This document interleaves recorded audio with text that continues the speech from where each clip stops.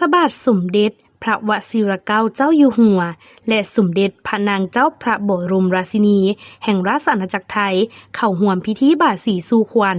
ตอนค่ำวันที่17 มีนาคม 2026ที่ทำเนียบประธานประเทศท่านทองลุ้นศรีสุฤทธิ์ประธานประเทศแห่งสาธารณรัฐประชาธิปไตยประชาชนลาวพร้อมด้วยภรรยาเป็นเกียรติจัดพิธีบาทสีสู่ขวัญและงานเลี้ยงต้อนรับพระบาทสมเด็จพระวชิรเกล้าเจ้าอยู่หัวและสมเด็จพระนางเจ้าพระบรมราชินีแห่งราชอาณาจักรไทยอย่างอบอุ่นในโอกาสเสด็จมาเยี่ยมยามรัฐกิจอยู่สาธารณรัฐประชาธิปไตยประชาชนลาวในระหว่างวันที่16-18 มีนาคม 2026